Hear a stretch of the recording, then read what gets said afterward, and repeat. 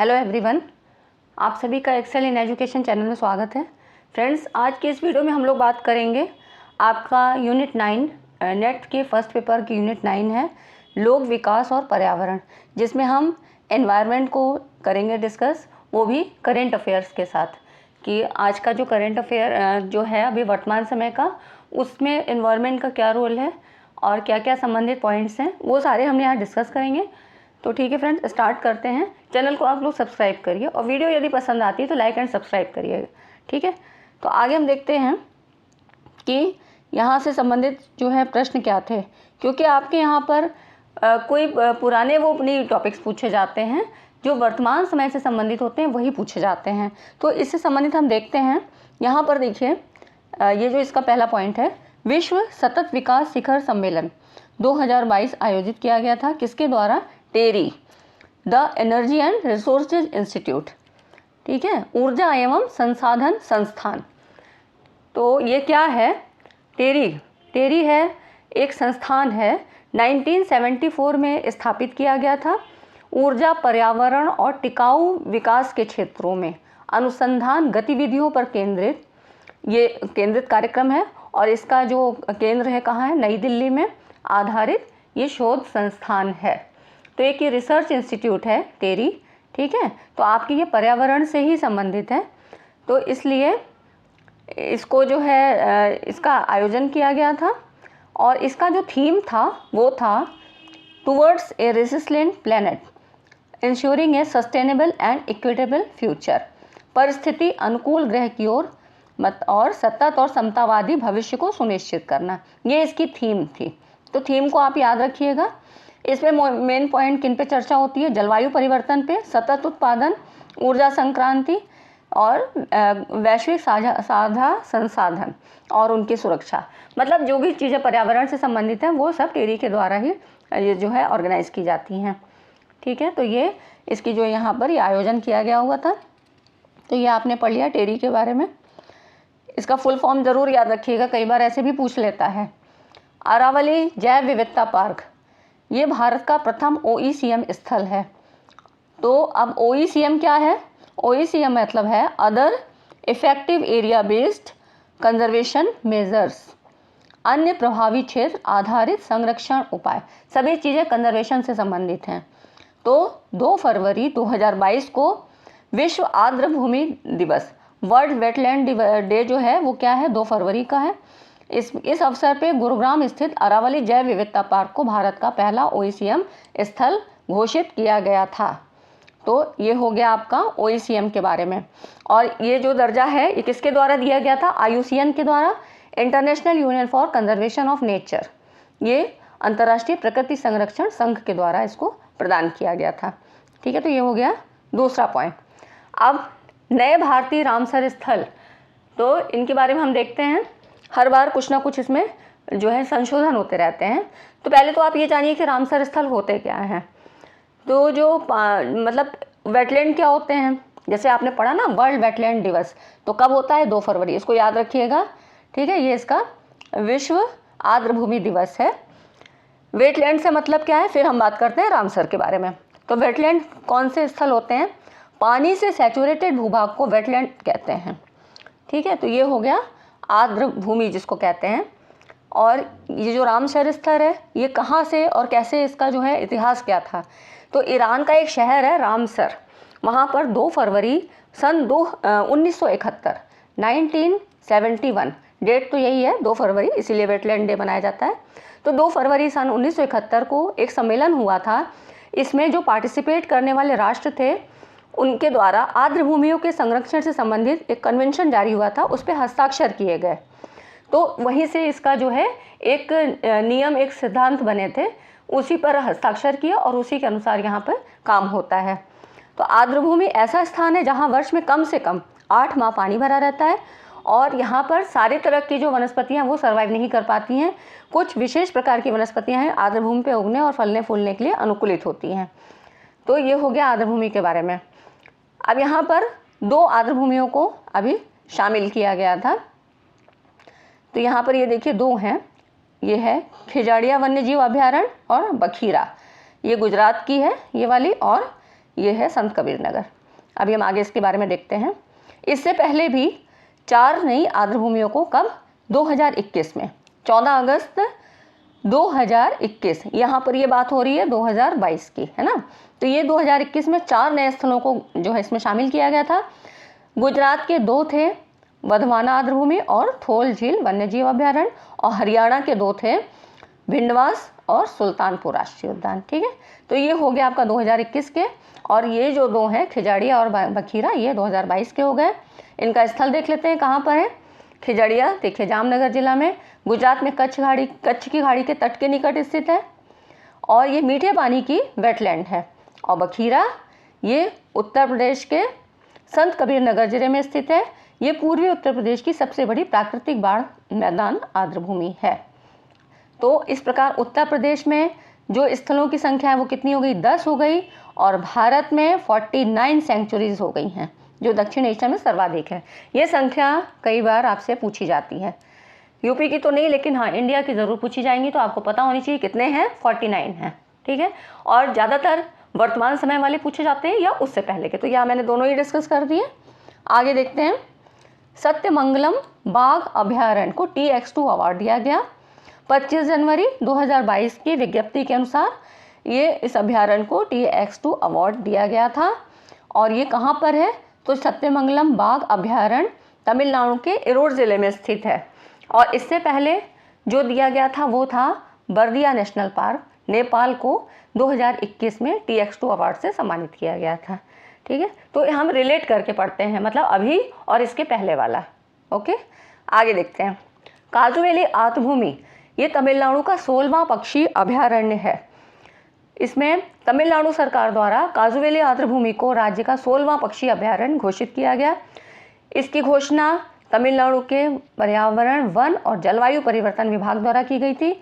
और स्थान कहाँ है, ये वेटलैंड तमिलनाडु के विल्लुपुरम जिले के वनूर और मरक्कम तालुका में स्थित है। ये आपको याद करने की बहुत आवश्यकता नहीं है इन स्थानों को, बस ये याद रखिए कि तमिलनाडु का 16वां पक्षी अभ्यारण्य है कौन सा, काजुवेली, क्योंकि अभी नया है इसलिए आपको पढ़ना है।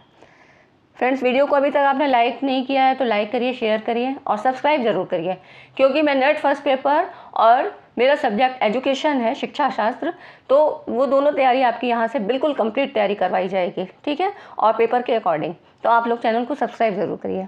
आगे देखिए, नेक्स्ट पॉइंट है स्मॉग टावर। ये क्या होता है? स्मॉग टावर एक ऐसी संरचना है जिसे एयर प्योरीफायर के रूप में वायु प्रदूषण को कम करने हेतु किया जाता है, एयर पोल्यूशन को नलिफाई किया जाता है। इसमें सितंबर 2021 को नीले आकाश हेतु स्वच्छ वायु अंतर्राष्ट्रीय दिवस के अवसर पर इस अवसर पर पर्यावरण और वन एवं जलवायु परिवर्तन मंत्रालय ने नई दिल्ली में भारत का पहला जो ये फंक्शनल स्मॉग टावर है इसका उद्घाटन किया था। कहाँ पे किया था? नई दिल्ली में। ठीक है, तो ये बता दिया कि एयर प्यूरीफायर के रूप में काम करता है। और इसी अवसर पर राष्ट्रीय स्वच्छ वायु कार्यक्रम NCAP के अंतर्गत नॉन अटेनमेंट सिटीज़ में वायु प्रदूषण के नियमन के लिए एक पोर्टल भी लॉन्च किया गया था, उसका नाम है प्रण। ये पोर्टल आप याद रखिएगा, ये एनवायरनमेंट से संबंधित है।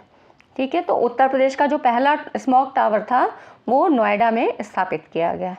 ये हो गई स्मॉग टावर की बात।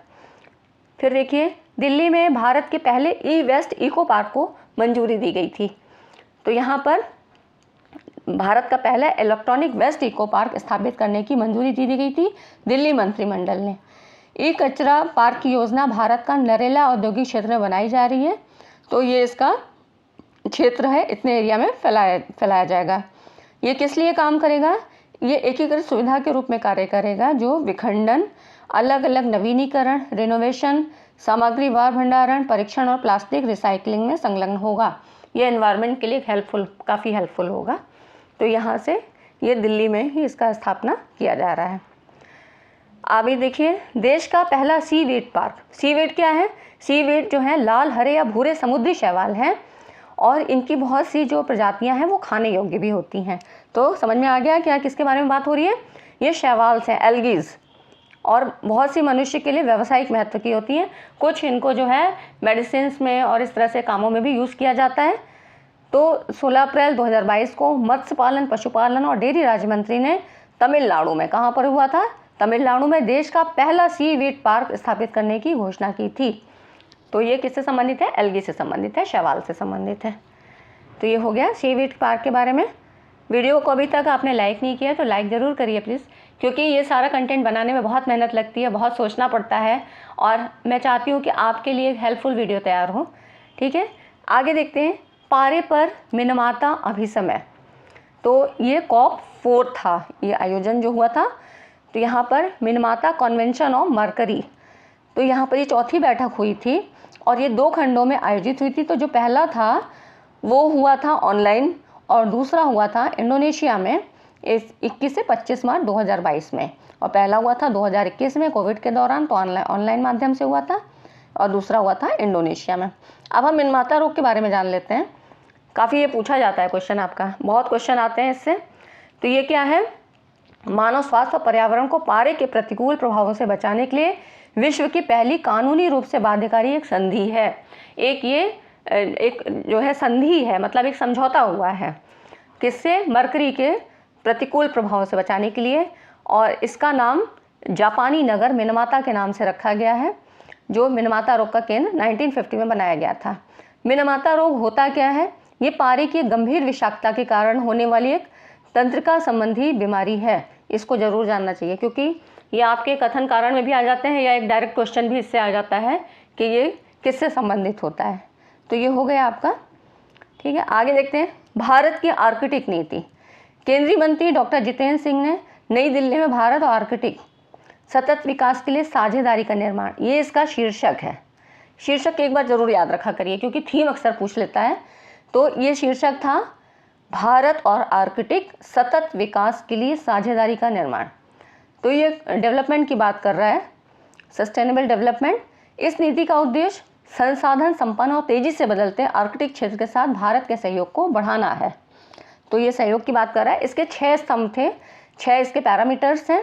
यहाँ पर पहला है विज्ञान और अनुसंधान, जलवायु और पर्यावरण संरक्षण, फिर आर्थिक और मानव विकास, परिवहन और कनेक्टिविटी, गवर्नेंस और अंतर्राष्ट्रीय सहयोग, फिर राष्ट्रीय क्षमता निर्माण। तो इसको हम देखते हैं। फिर आगे और देखते हैं कुछ हम दिवस और सप्ताह इस तरह के वो देखेंगे, वर्ष दिवस, ये सब डेज जो होते हैं आपके, क्योंकि यहाँ से भी क्वेश्चन आपके काफ़ी बनते हैं। अब यहाँ पे देखिए, पहला है लखनऊ में देश का पहला ग्रीन बूथ। तो लखनऊ में खोला गया था। कब खोला गया था? जब विधानसभा के चुनाव हो रहे थे 2022 में, चौथे चरण के चुनाव थे। तो लखनऊ का एक कॉलेज है एपीसेन कॉलेज, एपीसेन पीजी कॉलेज, यहाँ पे खोला गया था। और क्यों खोला गया? पर्यावरण के प्रति जागरूक करने के लिए इस बूथ का निर्माण हुआ था। इसकी विशेषता क्या थी? शून्य कार्बन उत्सर्जन, 0 कार्बन उत्सर्जन था, क्योंकि इसकी जो पूर्ति थी वो किससे की गई थी? सौर ऊर्जा से इसकी पूर्ति की गई थी। तो इसमें जो है कार्बन का उत्सर्जन बिल्कुल 0 था, तो इसीलिए ग्लोबल वार्मिंग का इफेक्ट यहाँ पर नहीं था। आगे देखिए, नोएडा में पहला वायु प्रदूषण नियंत्रण टावर। जो कोई पहली स्थापना होती है या कोई पहला ऐसा शिक्षा से संबंधित भी कोई चीज़ है, वो भी मैंने आप एक वीडियो डाल रखा है, तो आप वो लोग भी आप उसको भी देख लीजिएगा। ठीक है, तो यहाँ पर देखिए, पहला वायु प्रदूषण नियंत्रण टावर। इस तरह की जो भी कोई केंद्र खोले जाते हैं या कुछ जागरूकता से संबंधित चीज़ें होती हैं, वो जरूर क्वेश्चन में पूछी जाती हैं, तो वो आपको पढ़ते रहना चाहिए, और इसीलिए ये वीडियो बनाई गई है। तो यहाँ पर भेल के द्वारा, भारत हैवी इलेक्ट्रिकल्स लिमिटेड द्वारा हरिद्वार में विकसित एक वायु प्रदूषण नियंत्रण टावर का नोएडा में उद्घाटन किया गया था। इसमें क्या है, ये टावर क्या करता है? धरातलीय स्तर के माध्यम से प्रदूषित हवा को खींचता है, और इसके जो फिल्टर हैं वो इसके जो कण होते हैं उसको सोख लेते हैं। उसके बाद टावर के ऊपरी हिस्से से स्वच्छ हवा निकलती है। तो जितना भी जो पॉल्यूशन होता है, एयर पॉल्यूशन है, वो उसी टावर में रह जाता है, और जो बाहर हवा आएगी वो प्योरीफायर एयर आएगी। तो यही हो गया नोएडा का नियंत्रण केंद्र। अब जलवायु परिवर्तन सम्मेलन, ये कहाँ हुआ था? लखनऊ में इंदिरा गांधी प्रतिष्ठान, यहाँ का एक ऑडिटोरियम है, यहाँ पे हुआ था उत्तर प्रदेश जलवायु परिवर्तन सम्मेलन 2021। किसने किया था? मुख्यमंत्री योगी आदित्यनाथ जी के द्वारा किया गया था, और ये 2 दिवसीय सम्मेलन था। इसका आयोजन यहाँ पे देखिए, पर्यावरण, वन और जलवायु परिवर्तन विभाग, उत्तर प्रदेश एवं जर्मन डेवलपमेंट, ये इन एजेंसियों के माध्यम से किया गया था। और इससे संबंधित एक पुस्तक का नाम है वृक्षारोपण जन आंदोलन 2021, इसको भी विमोचन किया गया था। तो ये हो गया जलवायु परिवर्तन सम्मेलन। फिर देखिए, कुछ दिवस और सप्ताह हैं, यहाँ पे इनको जरूर देखिएगा, क्योंकि यहाँ इससे क्या होता है कि पहले भी प्रीवियस ईयर क्वेश्चन में भी आ चुके हैं, आपको मैचिंग के लिए दिए गए थे, 4 दे दिए गए थे, उसमें आपको मैच करना था।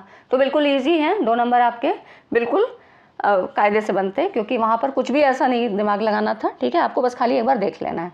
विश्व पृथ्वी दिवस 22 अप्रैल को होता है। इसकी थीम थी इन्वेस्ट इन आवर प्लैनेट। कुछ जो इम्पॉर्टेंट हैं वो मैं आपको बताती चलूँगी। मैंने लिख तो सबकी दी हैं, लेकिन आप सब मत याद करिएगा, क्योंकि इतना पॉसिबल भी नहीं होता है। बस आप डेट याद रखिए।